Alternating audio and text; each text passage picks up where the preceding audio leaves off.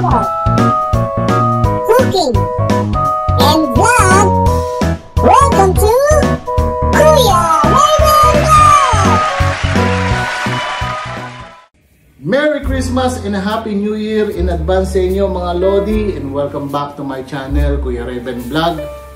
And since na hindi po tayo nakakapagluto sa ating YouTube channel, ito po, gagawa po tayo ng isang dish at i-share po sa inyo ito. Okay na okay po ito sa mga kahit anong okasyon, lalong-lalo na po ngayong sasapit ang Pasko at bagong taon mga Lodi. So hindi ko na po patatagalin itong video na to. So ito po ang ating mga ingredients. Nandiyan po sa screen natin mga Lodi.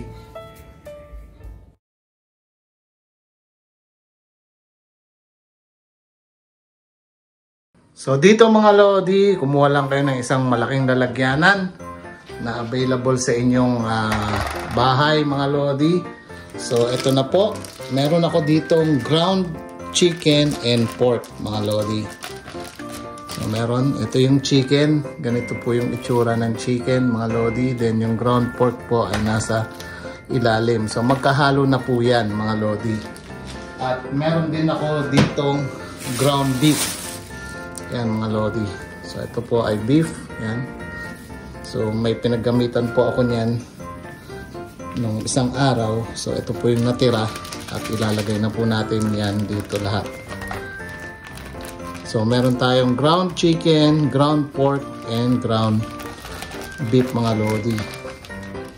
At syempre, lalagyan natin yan ng meron ako ditong dalawang kulay ng bell pepper mga Lodi. So yan lang yung available ko dito sa bahay. Yung isang orange at yellow. So parang Christmas ano na rin yan mga Lodi, color. Ito meron akong tinadtad na sibuyas. Lalagay tayo niyan. Ayan. At meron din ako ditong carrots na tinadtad din. Ayan. Or mince. Hindi naman yan mince, diba? Cube na carrots. Ayan mga Lodi. At meron ako ditong ito. Hindi po ito raisin. Ito po ay cranberry raisin. Ayan mga Lodi. Kung gusto niyo pong makita kung ano yung ginamit ko dyan, ay ito po ang itsura. So cranberries. Raisin dried or craisins dried cranberries. Yan po yung aking ginamit dyan mga Lodi. So hahaluin lang natin to mga Lodi ng mabuti. So ganyan lang. At mamaya titimplahan natin to ng mga seasoning.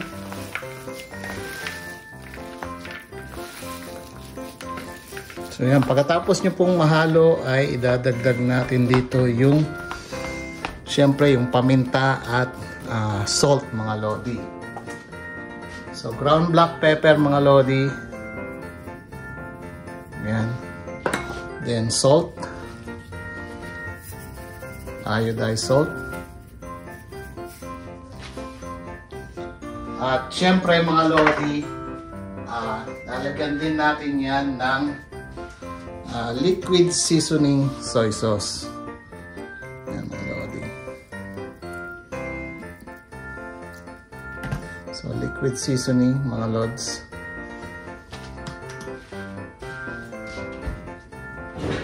At syempre lalagyan din natin yan mamaya-maya ng ng ating garlic powder. Haluin ko muna to bago natin ilagay yung garlic powder. At ito nga mga Lodi, meron tayo ditong garlic powder. Ayan. Lagyan natin ng garlic powder yan mga Lods. So nasa sa inyo na po yan kung gaano karaming ninyong gustong ilagay. Ito po, garlic powder mga Lods. Haluin natin dito.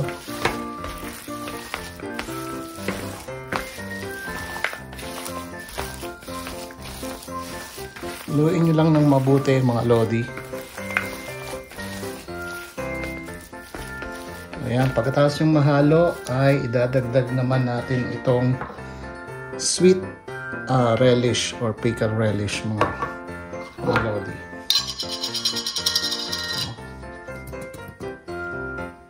Ayan, so mga kalahati siguro ang jar na to. So ito ay 12 ounce.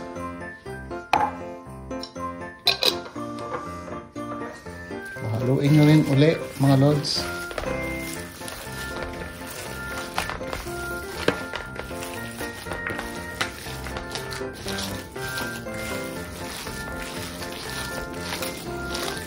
Haluin yung mabuti mga lodi, siguraduhin yung halong-halo yung ating ginawa. So ayan mga lodi, pagkatapos ay ilalagay natin to sa isang tray. Kukuha lang tayo ng isang tray, so dyan muna kayo mga lodi at tingnan nyo kung paano natin gagawin. So dito nga mga lodi ay kumuha lang ako ng isang pan sheet tray at nilagyan ko ng parchment paper. So pwede rin po kayong gumamit ng wax paper o aluminum foil dito mga lodi. So ang gagawin natin ay i-spread out natin itong ating ginawa kanina, yung meat na hinalo natin mabuti.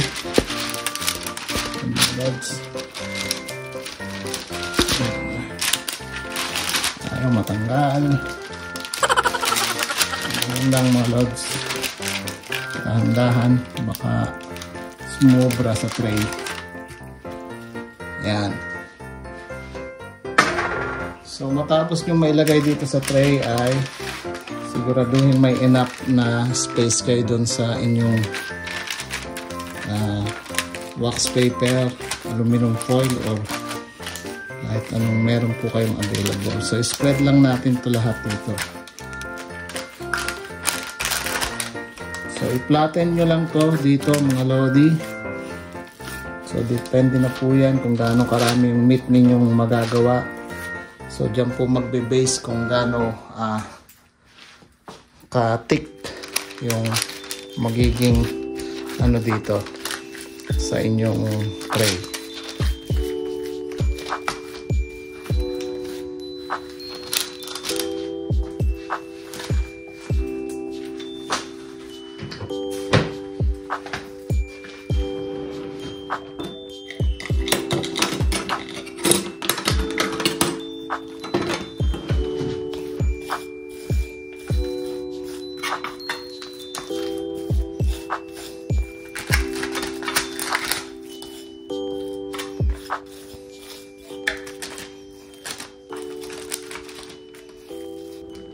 Ayan.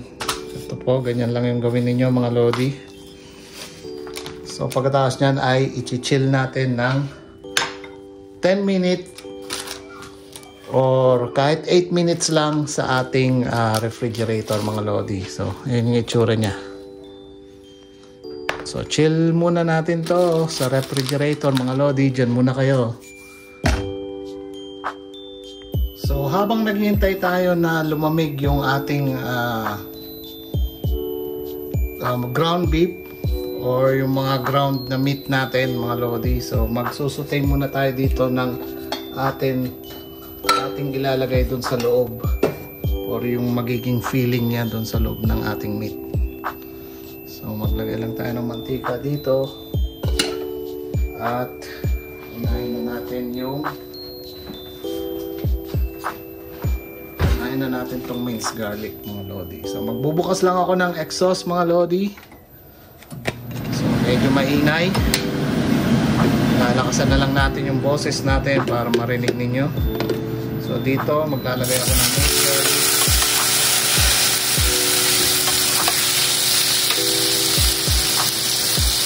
At ilalagay na natin tong mushroom. So slice ng mushroom to mga lodi. Haluin nyo lang.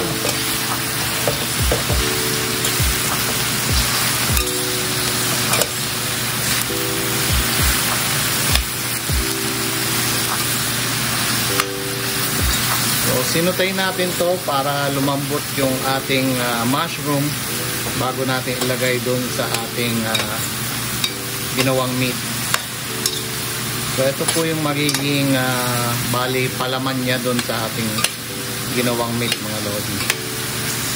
So ganyan lang. Try nating malanta to. At ilagay na rin natin tong ating pwede kayong gumamit ng cilantro or itong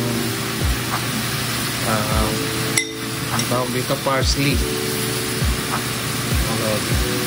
Ayan. Sasabay na natin yung parsley dito. So hindi na natin to titimplahan ng kahit ano. So ganyan lang, isusutay nyo lang to hanggang sa lumambot yung ating mushroom. Dahil timplado naman yung ating meat, mga lodi. So hindi nyo na kailangang timplahan to.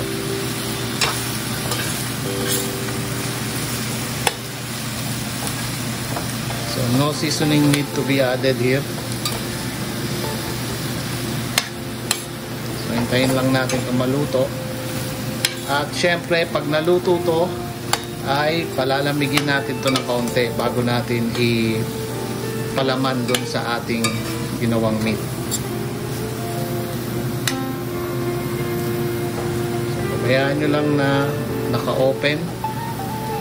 So, kahit hindi nyo naman ito i-cover ay pwede rin, mga lodi. So dyan muna kayo, mga lodi. Hintayin natin itong lumambot yung gulay.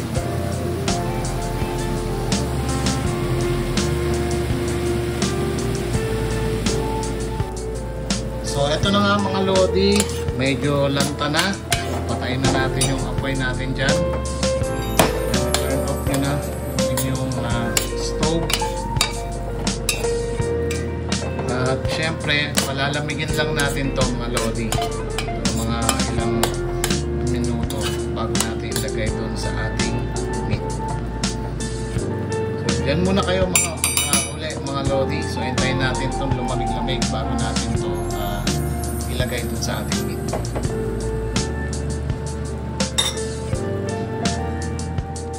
So ayan na nga, mga lodi, habang naghihintay tayo na lumamig yung ating sinutay kanina na mushroom saka parsley or cilantro. So ito naman po ay yung ating ipapang-basting dun sa ating gagawin, mga lodi. So umpisahan natin sa oyster sauce, mga lodi. Yan.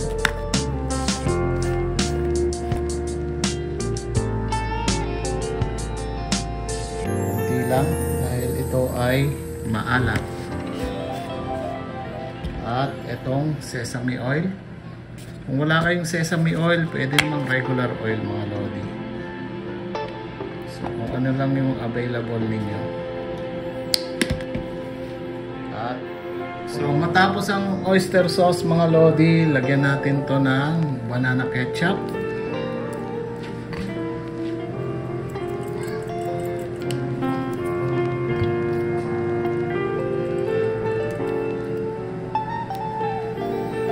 Yan, mga lods. And then yung ating honey. Kung wala kayong honey, kahit bugburan nyo na lang ng mga lodi, brown sugar or white sugar.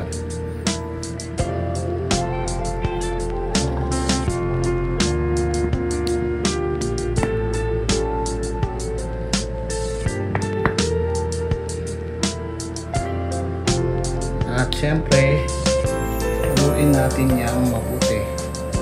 So ito po yung pang be-basting natin dun sa ating gagawin mamaya. Ganyan lang, mga lodi, gagawin ninyo. At syempre, papakita ko na rin sa inyo yung mga ipapalaman natin mamaya dun sa ating ginawang meat. Tapin muna natin yan. Meron tayong boiled egg. So hinati ko lang yan sa gitna, mga lodi. Then meron din tayong green peas, or kung wala kayong green peas, garbanzo beans, or ano tawag doon, garbanzo peas. So So, meron akong available na green peas. Meron tayong string onion and hotdog. Kung wala naman kayong hotdog, pwede ring sausage or ano pa ba? Langgunisa. Malodi. So, yan yung mga ilalagay natin mamaya. Doon sa loob. Then, yung ating sinutay na na mushroom and cilantro or parsley. So, hintay-hintay lang tayo mga lodi habang pinapalamig natin yung mga yon. So, pwede kayong manood sa isang tabi. So, manood kayo ng mga Christmas holiday movie or kahit anong gusto nyo pong maibigan. So, dyan muna kayo mga lodi. Hintayin natin lumamig lahat-lahat ng ating ginawa. Then, saka tayo magko-continue sa ating gagawin. Yan muna kayo mga lods. So, habang naghihintay pala tayo mga lodi bago kayo manood ng movie, make sure na naka-preheat na yung oven nyo sa 350 degree Fahrenheit. At para mamaya ay isasalang na lang natin yung ating ginawa. So, yun lang po mga lodi. Then, hintay-hintay lang tayong lumamig yung ating mga ginawa kanina. So, dyan muna kayo mga lords. So, eto na nga mga lodi. Ito na yung ating pinalamigan na meat. So, ang gagawin natin dito ay tingnan natin kung pwede na siguro dyan. So, lalagyan natin to ng filling. So, yung mga palaman dito sa loob mga lodi. Ganyan. Umpisahan na natin dito sa cheese loads. So meron ako ditong iba't ibang klaseng cheese. So depende na po yan sa inyo mga lodi kung wala po kayong available na cheese na mga ganito na nandito sa ating video. Ay yung kahit simpleng cheese na lang po mga lodi. Bumili lang kayo dyan sa tindahan ng simpleng cheese. Then i-grated nyo mga lodi. Pwede na po yun mga lodi. Hindi nyo na po kailangan bumili ng mga mamahaling cheese. Ano lang po yung may available kayo dyan, yun po yung gamitin nyo mga lodi. So, ganyan lang, ilalatag lang natin to dito mga lodi. At isusunod na natin yung iba. So, malinis po yung ating kamay. Pahugas lang po natin. Ayan. So, ito yung sinutay natin na mushroom kanina. So, malamig na po yan. After 10 minutes natin hinintay. Ganyan lang mga lods.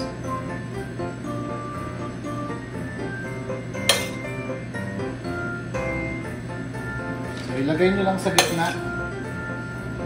Ilagay na natin ito lahat kasi wala naman tayong ibang pagkagamitan.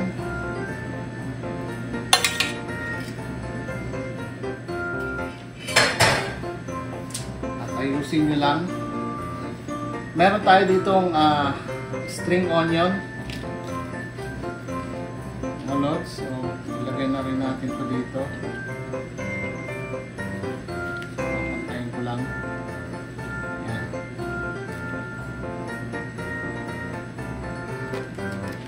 At meron tayong ditong boiled egg na hinati sa gitna mga lodi. Pwedeng pataog.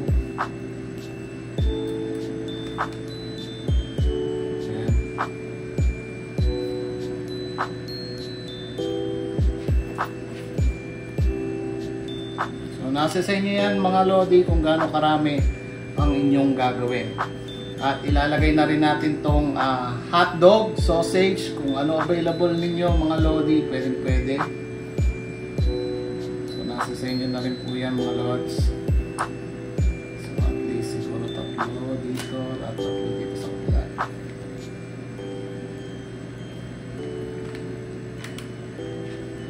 Yan. So, tatlong slice.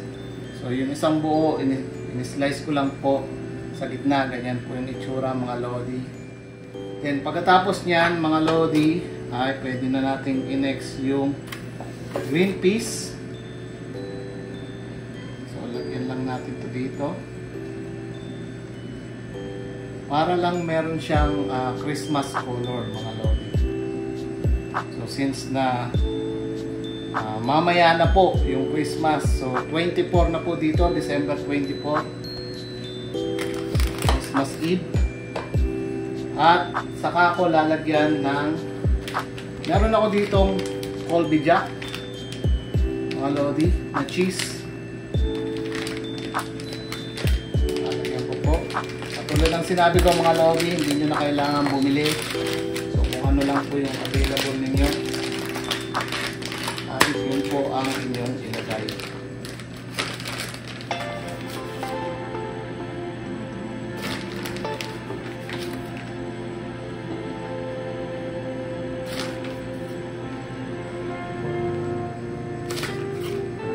Dito.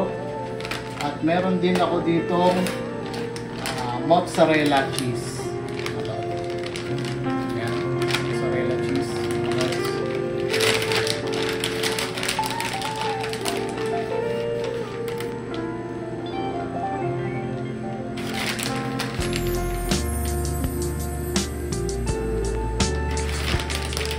Lang natin ito mabuti. Then, i-wrap natin to. Ibibilog natin dito.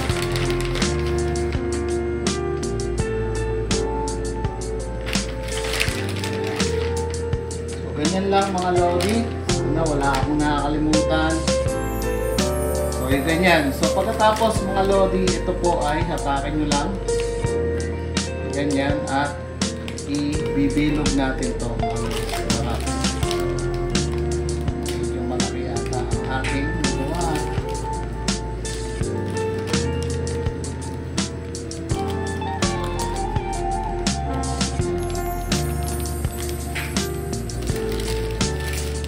Bilog nyo lang yung inyong meat. So, pasok natin ito dito.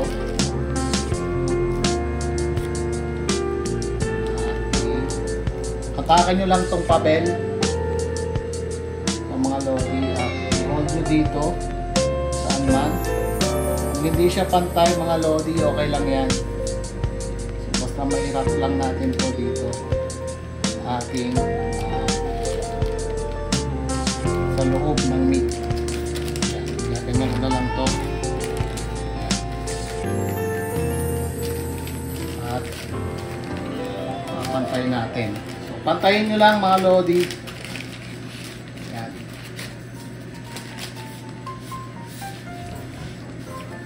Kasi medyo thick yung ating meat, kaya ganon. So, luluwag naman yan mga lodi dahil nga thick yung ating meat. Ayan o. So, kung makikita nyo, nagpapantay na siya. Ayan dito mga lodi. So, ganun lang gawin nyo. Basta wag lang kayo magmadali. Magkakasya din yan. Ayan. So, nakikita nyo, mga lodi, nagpapantay na siya dahil yung meat natin ay marami. Hindi lang siya talaga nakapantay. So, ganyan mga lodi. Nagpapantay yan sa loob. So, bilugin nyo lang to at irarap dito sa ating parchment, wax paper, or kung ano available nyo. Kung meron kayong aluminum foil, yun po ang inyong ilagay. Puti, katulad nito, mga lodi, yan, makikita nyo. So, ang gagawin natin dito ay lalagyan natin siya ng bacon sa ibabaw. So, yan muna kayo mga lodi. So yun na nga mga lodi, eto na yung ating bacon. So ang gagawin natin dito sa ating bacon ay kukuha tayo ng isa-isa at irarap natin dito ng ganyan.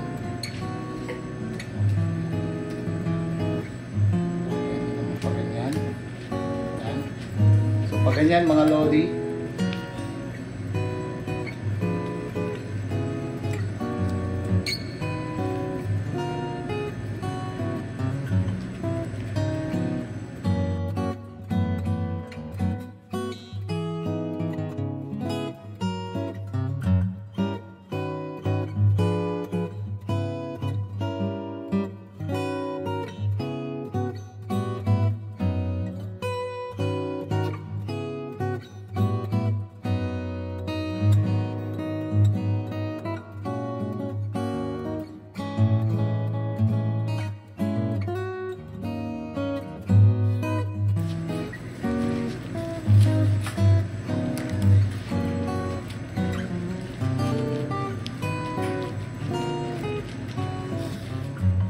So ganito na itsura niya mga lodi matapos yung balutan ng ating bacon.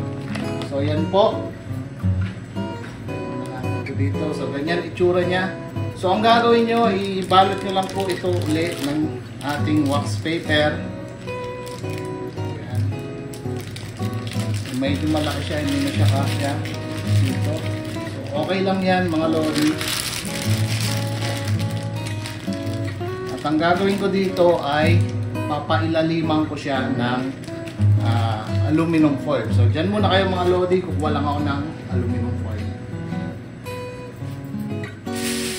At eto na nga mga lodi, yung ating aluminum foil. So nilakihan ko na siya dahil babalot natin yan dito ng buo ating aluminum foil. Lagyan natin ng foil dyan. Yan, dahil malaki ang ating ginawa. Medyo challenging ang pagbuhat nito. Yan na lang mga lodi. Ayusin na lang natin ulit. Yan. Balot nyo lang mga lods. Dito.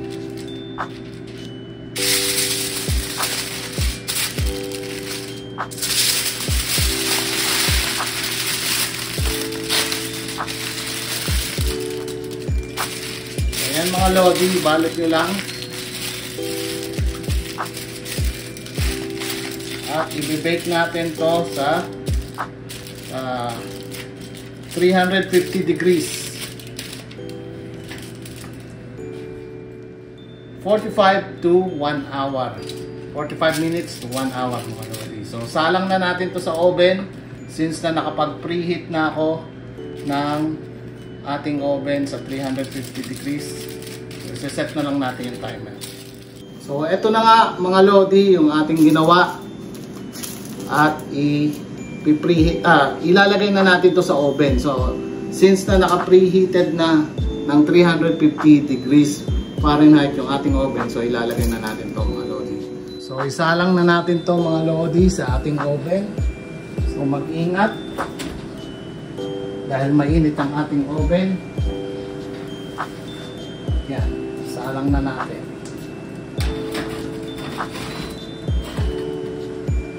So katulad na sinabi ko, so tingnan nyo mga lodi, basta wag lang siyang masusunog. 45 to 1 hour yung ating i-oven dito mga lodi. At ito, napakita ko sa inyo. At 350 degrees Fahrenheit yan mga lods. At magsiset tayo ng 1 hour.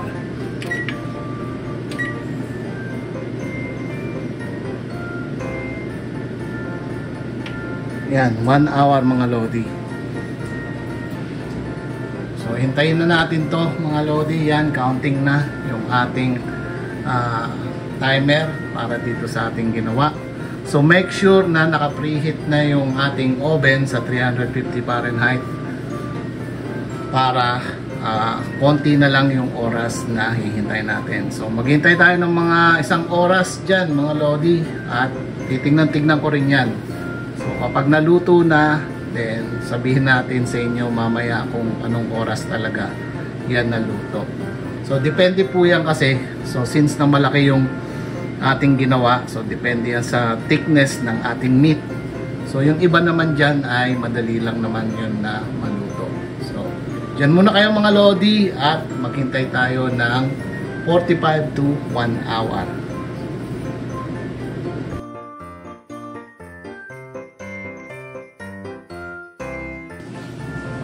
Ayan mga Lodi, meron tayong 21 minutes left. Titingnan na natin ito muna dahil magbe-basting tayo. So, iaangat ko lang to mga Lodi at papakita ko sa inyo. So, dyan muna kayo. So, ito mga Lodi, inangat ko muna after 30 minutes mahigit sa oven yung ating niluluto. So, bubuksan natin to mga Lods para lagyan ng basting yung ibabaw. So papahiran natin nung ginawa natin kanina. Tapos ibabalik uli natin to sa oven. So ganyan na po yung itsura niya mga Lods. At ang bango. Kung maaamoy nyo lang mga Lodi. So ayan o.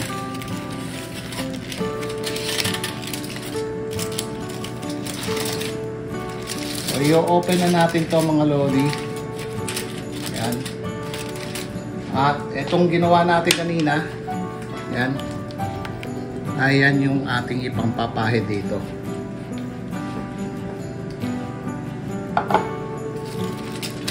Pahid nyo lang.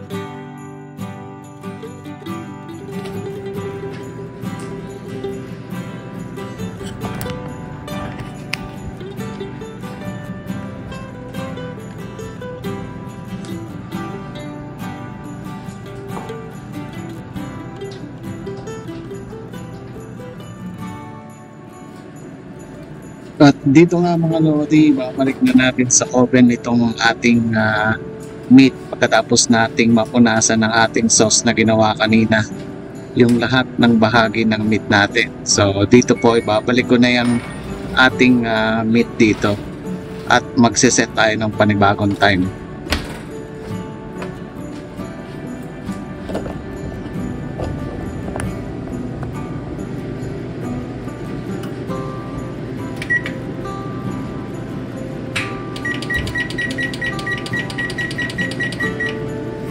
...30 minutes mga Lodi.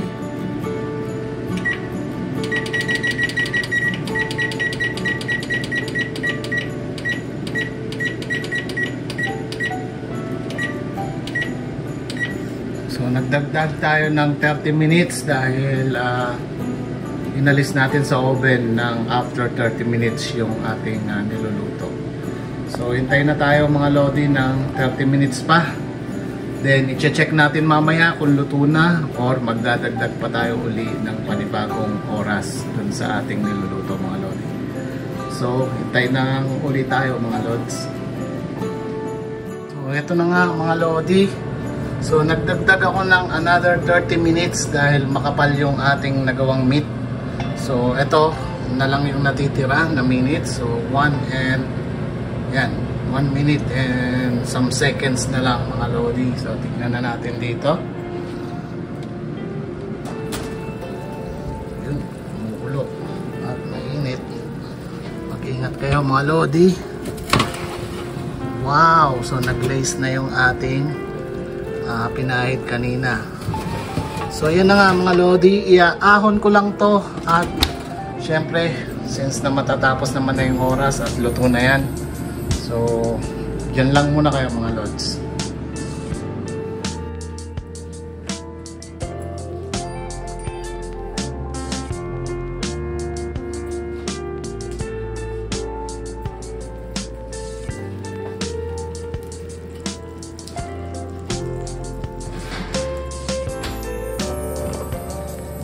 So, yan na nga mga Lodi. Na-pull out na natin sa oven.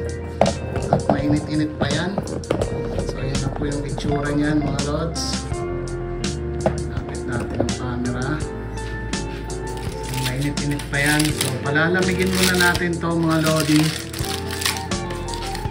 bago natin ilagay sa ating presentation. So, buksan ko lang yan na ganyan para lumamig. So parang itsurang ham na siya mga lods. Diba? Titignan nyo maigi, parang ham na siya. So ito yung natira nating sauce ay ipapahid natin dito. Hindi.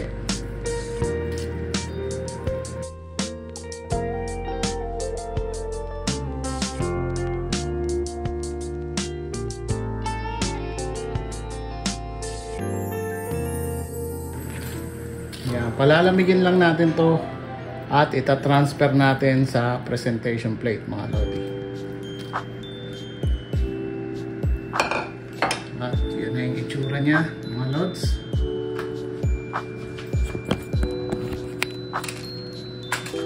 Tignan yung maigi.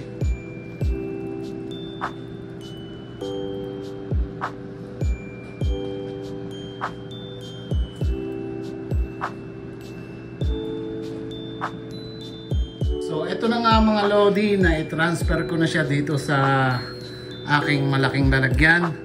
Then syempre malamig na yan kaya na i-transfer natin. So ito na, gagawin naman natin ay di-designan naman natin yan. So meron ako ditong pineapple slice na ganyan. So binurn ko lang ng kaunti para may design tayo mga lodi. So nasa sa inyo na po yan. Ito ay ilalagay ko dito. So 4. So pagpapantay-pantayin lang natin. Kahuhugas lang po natin ang kamay. Ayan, basa-basa pa. Malinis po ang ating kamay. So syempre, di-design na natin para maging maganda ang ating presentation. At pagkatapos po niyan ay meron po ako ditong, hindi nyo na po kailangan itong gawin mga lodi kung sa inyo. So design ko lang po ito dahil syempre pinipresent ko po sa inyo ng maganda yung ating ginawa. So meron po ako ditong cherry. Yan, cherry. So lalagyan po natin yung bawat bilog niya para sa design natin mga lods. So yan.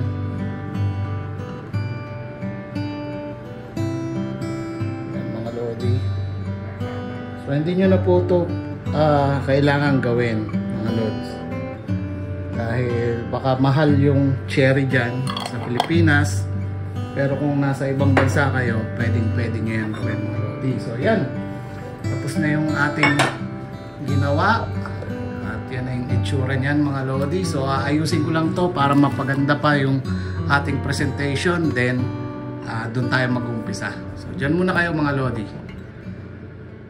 At eto na nga mga lodi yung ating ginawa. Tingnan nyo pong mabuti. At eksaktong-eksakto po ang kulay. Talagang pang Christmas na Christmas. Yan po. At ito nga pala ay tatawagin nating Holiday Special Edition Meatloaf ala Kuya Raven. Siyempre tayo may gawa di ba? So yan po mga lodi. Tingnan nyo nang mabuti. Talagang pang Christmas na Christmas yan mga lods.